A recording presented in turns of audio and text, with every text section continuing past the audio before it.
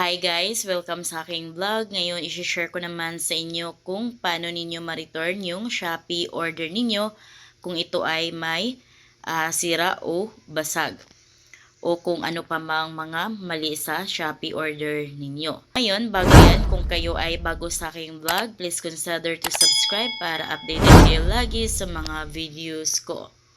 Ngayon guys, open nyo lang yung Shopee apps ninyo. Then, dito, click nyo lang tong me sa right side pinakababa. Then, under me, makikita nyo na dito yung order ninyo. So, as you can see, may return and refund ako. So, click natin yan. Ayan. So, ito yung item na pina-return ko. Dahil pag open ko guys is basag.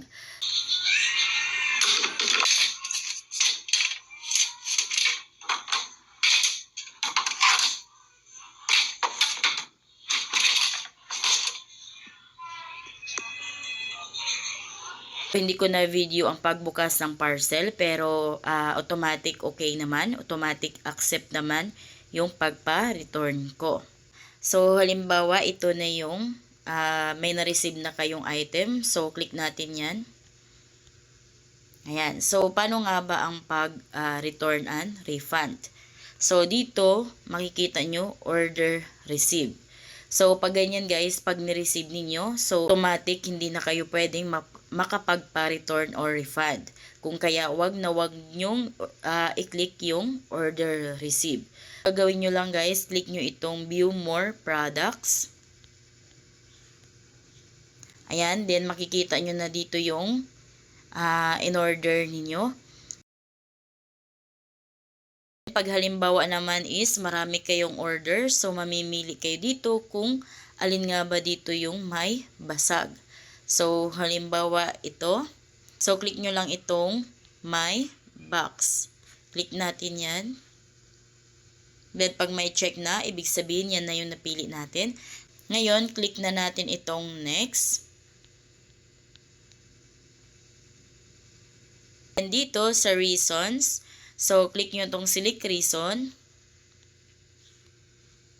So, ano nga ba ang reason kung bakit nyo i-return yung item? So, depende yan sa seller din guys. Kasi minsan, pag si seller naman is like mura lang yung items. So, ang ginagawa nila, hindi na nila pinapa-return yung item. So, automatic hingiin na lang nila yung GCash number ninyo and then isi-send na lang nila yung refund through GCash. Then, pag nabayaran na kayo ng seller, kailangan nyo na lang i-cancel yung sa Shopee na return and refund na in-apply ninyo dito.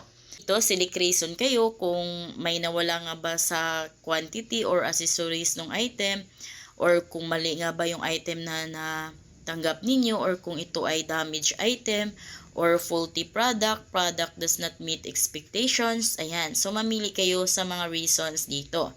Halimbawa, tulad nung sa akin is damaged item. So, click natin yung circle ng damaged item. Ayan. Then, dito, anong klaseng damaged item nga ba? Kung scratch ba or dents, shattered products, other types of damage. Sa akin, sobrang damage nun. Or biak na biak. So, other types of damage. So, click lang natin tong other types of damage. Click natin yan. Ayan. Then, naka-check na siya. So, yan na yung napili natin. Ngayon, click nyo na itong confirm. Ayan. Then, dito guys, makikita nyo na agad yung amount na ma-refund sa inyo. So, pag once na i-refund yan ni Shopee sa inyo, matatanggap nyo yung refund sa mismong Shopee Pay. Dito guys, sobrang bilis mag-refund ni Shopee. So, automatic matatanggap nyo yung refund sa inyo sa inyong Shopee Pay account. Then, dito, kailangan nyo mag-submit ng katibayan ninyo na may basag nga or mali sa item na pinadala ninyo. So, click nyo tong add photo. Then, hanapin nyo dito yung, ay tulad nung sa akin guys, ito yon. So, click natin yan. Dito, may makikita kayong check sa right side, sa pinakataas. Click nyo yan. Ayan, then uploading na siya. So, yan na yung nalagay natin. And then, pag gusto nyo pang maglagay ng katibayan, kung ano pang mga sira or missing sa ng inyong Shopee order, so add photo pa kayo. And then, kung may video kayo, add video lang kayo. Then, dito pala sa description guys, pwede kayong makapaglagay ng description. Sabihin nyo yung gusto nyo sabihin regarding sa pagpa-return ninyo. So, ngayon, pag okay na yan lahat, click nyo na itong submit. Then, ayan, click nyo na itong submit. So, ayan guys, nakalagay return pending. So, ibig sabihin for return na ito. Ngayon, makikita nyo yung order details. Click natin yan. Then, dito, makikita nyo yung select shipping option. Click natin yung select shipping option. Then, dito guys, makikita nyo yung drop-off. So, ang drop-off is free. Sa ang JNT Express is free yung pagda-drop-off nyo ng items. So, i-search nyo lang sa Google Map guys, yung pinakamalapit na JNT Express sa inyo. So, free lang i-drop off nyo yung item na ibalik ninyo. Then, ngayon, click nyo na itong confirm.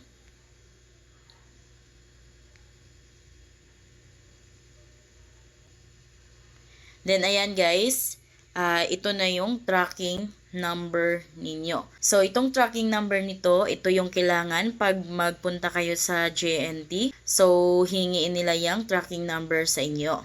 Ito lang yung titingnan nila. And guys, ito yung binigay ni JNT sa akin after ko magpa-return and refund. So, yung item, iiwan mo na of course doon. And then, ito yung ibibigay nila na waybill sa return and refund. Then, sa Shopee account mo naman guys, dito mapupunta yung refund ni Shopee sa inyo.